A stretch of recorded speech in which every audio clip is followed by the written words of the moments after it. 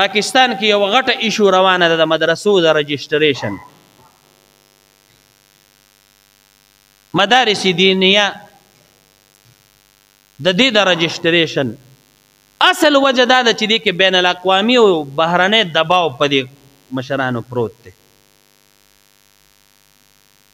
کوپری دنیا ته پته ده که په افغانستان کې انګریزان وتښتول د مدرسو والا او د پټکو د عالمانو وتښتول. روسیان چې چا وشړل وی تښتول په تیښتې مجبوره کړل، دا د عالمانو طالبانو مجبوره کړل. تاسو به وایئ دا څنګه؟ دا عالمانو طالبان قرآن وایي، قرآن کې د جهاد آیاتونه دي، احادیثو کې د جهاد احادیث دي. نو د عالمان قاریان خدا وایي او دا د قوم ته بیانوي. نو بار دنیا کې یو ډیر لوی دهشت د دې مدرسې نه جوړ دی. دا بعضې وخت کې موږ په بیان کې وایو چې دا مدرسه ام الحسنات ته دا څومره دیني شعبې چې دي دا د مدرسې سره تړلې دي. د ټولې کفري دنیا نظر په مدرسه باندې دی. که مدرسه ختمه شوه عالم او طالب به ختم شي، او چې عالم او طالب ختم شو ټولې شعبې ختمې. دلیل سره خبره کوم، وای اورئ خیر دی. او بیا ښه مزیدار جدا ځای کې دې بیان ته کښېنه او ښه توجه سره یې واوره، وګوره چې زه څه وایم. اسلامي دیني ټولې شعبې که ختمول غواړې صرف مدرسه ختمه که. دا جهاد دا چل د جهاد دا مسائل اسلامی جهاد یادوم، د دې مسائلو فضایل خلک د عالم نه زده کوي که نه زده کوي؟ لکه عالم نه زده کوي. اوس که عالم تیاریږي دا خو مدرسه کې تیاریږي، چې مدرسه دې ختمه کړه نو عالم هم ختم شو، به د جهاد خبره ختمه. دا تبلیغ چې موږ کوو اسلامي طریقې سره تبلیغ دعوت تبلیغ د دې مسلې د دې فضایل د دې طریقې کار چې موږ زده کوو دا به د عالم نه زده کوو. دا خو د امین او د ډاکټر نه پروفیسر نه څوک نه یادوي که نه، دا د عالم نه زده کوي. نو که مدرسه ختمه شوه عالم ختم شو، چې عالم ختم شو تبلیغ هم ختم شو. دا پیری موریدي، دا تسبیح، دا ذکر اذکار، دا تزکیه د باطن، دا صفائی د باطن، دا پیر صاحب، دا مرید صاحب، دا نیک افراد چې دنیا کې اوسیږي، دا د مدرسې نه دغه خلک دا چلونه زده کوي. د ذکر اذکار، د پیری موریدۍ، دا ټول طریقې کار دا خلک د عالم نه زده کوي. نو چې مدرسه دې ختمه شوه نو عالم دې ختم شو، چې عالم ختم شو نو خانقاه ختمه شوه، پیری موریدي ختمه شوه. دا خو د شعبې لاړې. جهاد دې ختم شو ځکه مدرسه دې ختمه ده. جهاد چل عالم نه زده کوي، عالم خو مدرسې نه فارغېږي. چې مدرسه ختمه شو عالمان دې ختم شو، مدرسه دې ختمه شوه تبلیغ دې ختم شو، مدرسه دې ختمه شوه پیری موریدي ختمه شوه. اوس عبادت ته راشه. دی اودس کې څو فرض دي، څو واجب دي، څو سنت دي، څو مستحب دي، غسل کې څو فرض دي. دا چل خلک چا نه زده کوي؟ مفتي نه او د عالم نه زده کوي. او عالم د کوم ځای نه فارغېږي؟ مدرسې نه. چې مدرسه ختمه شو عالم ختم شو، چې عالم ختم شو نو مونځ مسایل دې هم ختم شو، اودس نه خلاص شوې، د غسل نه خلاص شوې، د مانځه نه خلاص شوې، مونځ مسایل خلک چا نه زده کوي؟ لکه ما سره لږ خبرې وکړئ که نه. د حج مسایل خلک چا نه زده کوي؟ د جهاد مسائل خلک چا نه زده کوي؟ روجې مسائل خلک چا نه زده کوي؟ د زکات مسائل، د مونځ مسائل، د تیمم مسائل، د غسل مسائل، د پلار څه حق دی، د بچی څه حق دی، د الله څه حق دی، د ګاونډي څه حق دی، د انسانانو څه حقونه دي. دا ټول مسائل او فضایل موږ د عالم نه زده کوو که نه زده کوو؟ نو چې مدرسه ختمه شو نو عالم به ختم شي، نو چې عالم ختم شو د هر څه مسایل دې ختم شو که نه شو؟ ځکه د کفري دنیا ټول نظر په چا دی؟ په مدرسه دی. کله وی بینک اکاونټ ولا بند کا، کله وی رجسټریشن ولا بند کا. او اوس یو بل ترتیب شروع کړی دی، وی داسې کار کوو چې د دې مدرسو دا رجسټریشن دا به محکمې تعلیم سره وکړو، دا به لږ پابند شي. دا چې موږ څنګه استعمالو کم نصاب دی له ورکو په هغه نصاب باندې به بیا دا چلیږي. دا علماو ته وایي، خاص کر قائد ملت اسلامیه قائد جمعیت حضرت مولانا فضل الرحمن صاحب ته وایي چې نه که نه په دې سیس تاسو لږ سوچ وکړئ د څه وخت نه دی پاکستان کې دا مدرسې را روانې دي. کم څه سره چې دا اوسه پورې رجسټرډ دي. ګوره قانون منو، عین منو، د دې خاورې، د دې ملک، د اسلام، د دې افرادو، د دې انسانانو مونږه محافظین یو، د دې دفاع کوو، د دې خیال ساتو، د دې د حقوقو خیال ساتو. مدرسه اومقه انداز باندې آزاده پرېږده چې دا جهاد هم کوي، دا تبلیغ هم کوي، دا پیریم کوي، دا درس هم کوي، دا امامت هم کوي، دا ټول ارسه کلاو پرېږده. دوی ورته وایي نه، یو څو درباري مولیان هم ورسره یو ځای شوي دي، هغوی ته د ملا ویل هم ګناه ده زما په نسب باندې. هغوی وایي چې نه، دا به د محکمې تعلیم سره دا چې یو ځای شي نو ښه به وي، مخکینۍ ازادي د مدرسو به سلب شي. مونږ ورته وایو تاسو غوږ کېدی دې خبرې ته. د پاکستان د مدرسو تعلیم دومره اکملې طریقې سره دی، دومره منظمې طریقې سره دی، خاص کر وفاق المدارس العربیه پاکستان یا تنظیمات مدارس دومره منظمې طریقې سره زمونږ د مدرسو نصاب تعلیم دی. ثبوت سره خبره کوم، دلیل سره. د ادارې به هم زما دا خبرې اوري، ځکه د میډیا دور دی او د ادارو کې هم ډېر غیرتي مسلمانان شته، په دې خبرو پوهېږي. هغوی مو ته سوچ کوي چې هلکه دا کم سازش شروع دی د مدرسې خلاف، د جومات او د عالم خلاف. دوی له موږ ورکو څه او دوی باندې پابندیانې څه لګو. موږ ورته وایو چې د مدرسو نصاب دا برابر دی، دا صحیح دی، دا منظم دی. دلیل څه دی؟ دلیل دا دی چې زموږ پاکستان ته چې څوک دینی تعلیم زده کوي نو پاکستان ته راځي. د چین والا کسان درته ریوان په مرکز کې وښیم په مدرسه کې شته که نشته؟ لکه طالبان دي سبقونه زده کوي. پاکستان په غټو مدرسو کې د افغانستان طالبان، د چین طالبان، د نورو ملکونو طالبان دي، هلته حفظ کوي، علم کوي، قرات کوي او آسماني علم، دینی علم زده کوي. زمونږ د مدرسو نصاب تعلیم دومره منظم او دومره مضبوط دی چې د بار ملک کسان دین زده کولو له، علم زده کولو له پاکستان ته راځي. او ستا د سکول او د کالج او د یونیورسټۍ نصاب او ستا نظام تعلیم دومره کمزوری دی. ستا کم انجینر چې اعلی ډګري حاصلی نو د پاکستان نه یورپ ته ځي که نه ځي؟ هلکه موږ چې وایي د پلانکي ځای نه MBBS کړی دی، چا انګلینډ لیکلی، چا ځان سره چاینا لیکلی، چا کابل لیکلی، چا یو ملک لیکلی، چا بل ملک لیکلی. نو ته چې دا مدرسه دغه محکمې تعلیم ته حواله کوې نو ستا اول د محکمې تعلیم خپل نصاب خو دومره کمزوری دی چې ته خپل فارغین نورو ملکونو ته اعلی تعلیم دپاره لیږې، او زمونږ د مدرسو تعلیم دومره منظم دی چې د بار نه نور کسان دې له راځي. دویمه خبره، په دې کلهمه دنیا کې اسلامي نړۍ کې یو عالمي اجلاس شوی و. هغه اجلاس کې د سالانه بجټ په اعتبار سره، د سالانه تعداد په اعتبار سره چې کوم ملک کې د قرآن حافظان ډیر تیاریږي، نو سعودي اسلامی ملک دی، حرمین الته دي، قرآن الته نازل دی.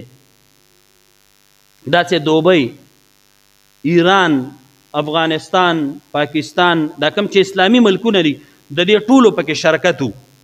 هر ملک والا به پاسېده او هغوی به خپل تعداد ورکو چې سخت کال زمونږ په دې ملک کې دونه کسانو د قرآن حفظ وکړو،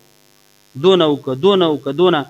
په آخره کې زمونږ د پاکستان د وفاق المدارس العربیه پاکستان چې کوم دی وخت کې ناظم دی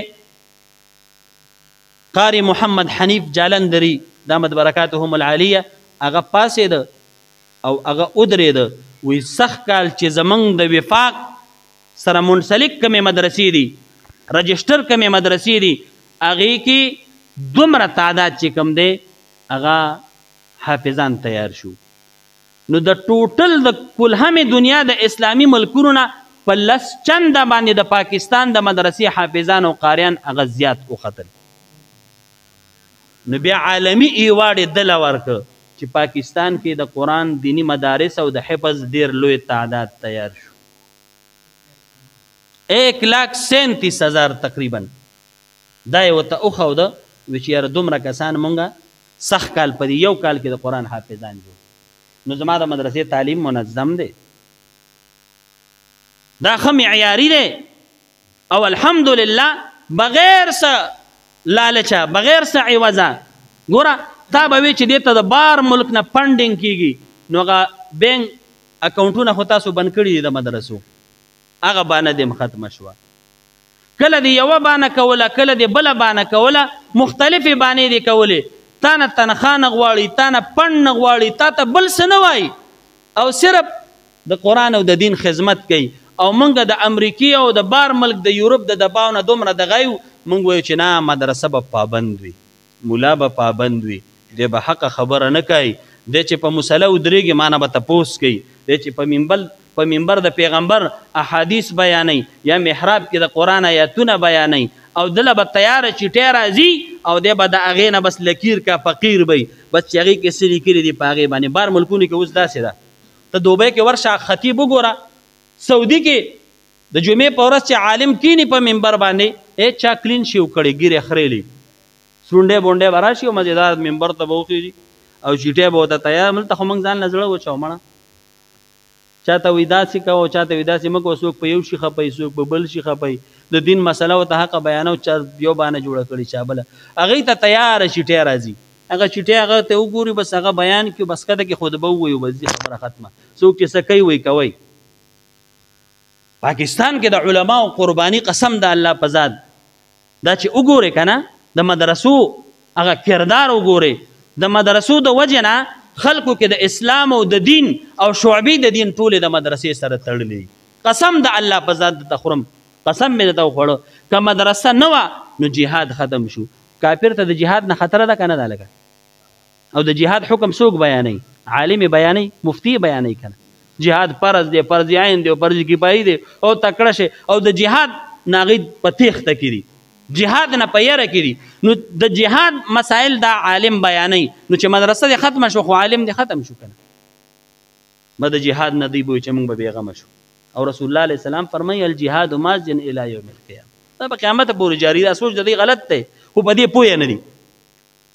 دا څومره نن د افریقې په ځنګلو کې دعوت تبلیغ والا ملګري ګرځي او د دنیا سفر کوي، خرچې کوي، تکلیفونه مشقتونه شوګیرې کوي، لګیا دي ګرځي د دین خدمت کوي. اوس د تبلیغ دا طریقه او چل د دې مسائل او فضایل خلک چا نه زده کوي؟ لکه عالم نه زده کوي. اوس چې مدرسه دې ختمه کړه خو عالم ختم شو، بس تبلیغ دې په خپله ختم دی، جهاد دې په خپله ختم دی، خانقاه پیري مردي ختمه شوه، عالم ختم شو، مدرسه ختمه شوه، عالم ختم شو، د جماعت امامتي به یو سونډې بونډې به راځي هغه به ودرېږي، نکاح بدله داسې کس تړي، جنازه بدله داسې کس کوي. لکه ته به په کم بیا خو دغه زناورو غوندې ژوند به تېری نو خور مور به نه پېژنې. دا موږ چې نن وایو د خور دا حق دی، د مور دا حق دی، دا ترور ده، دا خور ده، دې سره نکاح کېږي او دې سره نه کېږي، دا موږ ته چا ښودلې؟ لکه عالم خولي دی د څه نه زده کړي؟ د قرآن نه زده کړي، احادیثو نه زده کړي. نو که په مدرسه پابندي لګي او په رجسټریشن په شکل باندې لګي نو دې کې رونو دا د پارټۍ خبره نه ده، دا د یوې پرې جنبې خبره نه ده، دا د دین او اسلام د حریت او د ازادۍ خبره ده. حق خبره به کوو. زموږ دا ادارې هم دی کې په دې باندې پوهه مسلمانان او دینداره خلک پکې شته، هغوی په دې څیز باندې چې کوم دی پوهېږي، هغوی وایي چې دا خبره ټیک ده. الحمدلله د ټولو نه مخکې موږ مؤمنان مسلمانان یو، موږ کلمه ویلې ده. قسم دی دا مال دا دنیا دا زندگی دا نه پکارېږي، نیکي پکارېږي قبر کې. قبر کې ګورې دا تپوس نه کوي چې ستا څو بنګلې وې، څو موټرې دې وې او څومره پراپرټي دې وه، څومره بینک بیلنس دې و. قبر کې به تا نه د نیکو اعمالو تپوس کوي. نو دې وجې نه څومره چې دیني ادارې دي، او دا زه دې ټولو علماو ته او مدارسو ته وایم او محتممین او ناظمینو ته وایم چې رونو دې وخت کې ستاسو هرې مکتبې فکر سره چې تعلق دی د دین او د اسلام او د مدرسې د حریت او د ازادۍ متعلق راغونډ شئ او مذاکرات وکئ دوی سره. ټوپک راغستل، کوتک راغستل، انتشار جوړول، د خاوره کې د ملک کې فساد جوړول دا حل نه دی. اغیار خو غواړي چې تاسو راپاسې په یو بل راباندې کوي. تاسو ګورئ نه وختن په وختن یو ملک د پیغمبر علیه السلام په شان کې ګستاخي وکړي هغوی، یا د قرآن په شان کې ګستاخي وکړي، او دلته نورو ملکونو کې مسلمانان راپاسې احتجاجونه کوي او احتجاجونو کې په یو بل باندې ورځي، ګاډي، پردي دوکانونه، پردي اساسې دا چې کوم دی خرابې کی او هلته یورپ والا خوشحاله خاندي وي سړي په خپل منځ کې اچولی دي د شاخ کې یو ځل احتجاج و داسې خبره شوې وه نو پای کې احتجاج و د ناموس رساله غالبا چې هغه یو ملک و په هغې کې لږ چا ګستاخي کړې وه نو زمونږ د ملک والا او الحمدلله موږ مسلمانان یو مؤمنان په دې باندې هر چا له غیرت ورځي نو احتجاج زه په احتجاج کې مولیانو بیان کوو نو زه هم پاس ولم وایي ته هم څه خبرې وکړه نو ما هغه ملګرو ته وی چې دا احتجاج چې موږ کوو دا موږ د هغه ملک خلاف کوو د هغې د حکومت او د هغې د هغه ظالمانو خلاف چې چا ګستاخي کړې ده د دې خپل ملک او د دې حکومت او د دې حاکمانو د دې ادارو خلاف یې نه کوو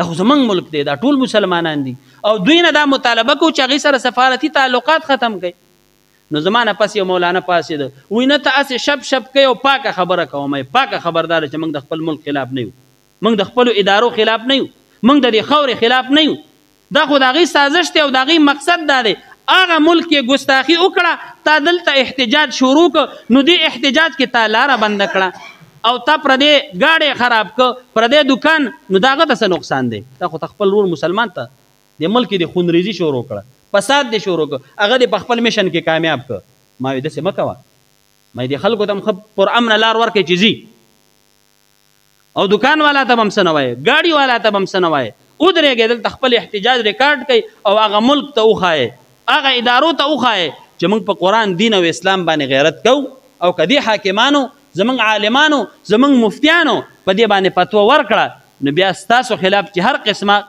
اسلامي کاروایي او قانوني کاروایي هغه به بیا موږ کوو یاره یو څو مولیانو راته ویل که دا خبرې خو ډېرې ښې دي لکه موږ د خپل ملک خلاف یو څه د دې خاورې خلاف یو څه الله مکه دا خو زموږ ادارې دي دا زموږ ریاست دی دې کې هم بعضې کسان د هغوی د دباو لاندې راغلي دي څه لالچ مالچ به یې څه ډالرې مالرې به راغلي چر هم ګورئ په دې دوکه نه شئ چې تاسو څه وکئ یو بل سره مقابله شروع کوئ یو بل سره کنځل او وخل او جګړې چیړونه شروع کوئ او چې د خپل ملک یو بل ته نقصان ورسوي هغوی به هلته خوشحالېږي او دغه یو څو د ډالرو وږي د ډالرو د سپي چې کوم دي دوی دې لګیا دی د هغوی په حکم باندې چلیږي انشاءالله قیامت سبا پورې به مدرسې وي که خیري مدرسه د چا پلار هم نه چي بندولی او جماعت مرکز دین علم دا څوک د چا غني کم نشي ختمولی الله فرمای انا نحن نزلنا الذکر و انا له لحافظون الله وی دا قرآن مونږ نازل کړی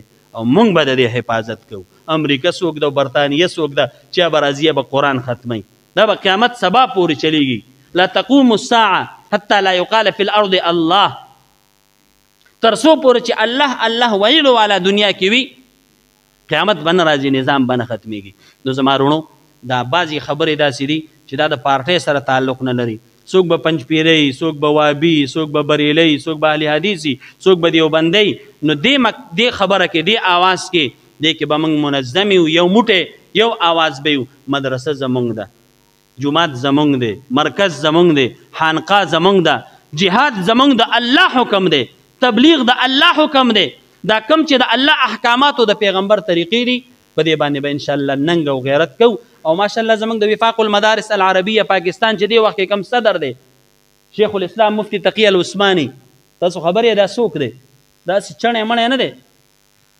دا ستا د پاکستان چیف جسټس پاتې شوی قاضي القضات او مفتی اعظم دی د ټول پاکستان مفتی اعظم او په کلهمه دنیا کې کم ځای کې چې شرعي حکم راځي نو دله راشي چې د دستخط کړی نه هغه شی نشي چلیدلی نو چې داسې لوی عظیم انسان د یوې ادارې د وفاق المدارس العربیه پاکستان مشر دی وخت کې صدر چې کوم دی هغه تقي عثماني صاحب دامت برکاتهم العالیه دی هغه چرې هم داسې غلطه فیصله نه کوي قائد ملت اسلامیه مولانا فضل الرحمن صاحب په دې صف کې ولاړ دی او تمام جمع غفیر د اکثرو مدرسو مفتیان د دارالافتاء مفتیان او دغه رنګې شیوخ دا ټول په دغه یو صف کې یو قطار کې ولاړ دي او دا زموږ امید دی چې دا د صحابه و جماعت دی دا د انبیاو هغه د جنډې د لاندې ودرېدل د قیامت په ورځ انشاءالله دغه قطار او دغه جماعت دی رب العالمین د ټولو له مزید توفیق او ترقي ورکړي زموږ د سایه کوشش دینی اسلامي جذبه د خپل دربار کې الله قبول کړي زموږ د دې ملک دی الله حفاظت وکړي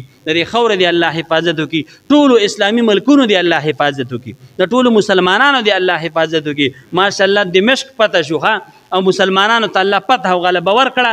تاسو په دې میډیا باندې ګورئ وختن په وختن ان شاء الله د قرآن نظام دی الله په ټوله کلهمه دنیا کې راولي او الله دې د نبی علیه السلام په طریقو باندې د زندګۍ تیرولو توفیق را نصیب کړي. وصلی الله علی النبی الکریم و آله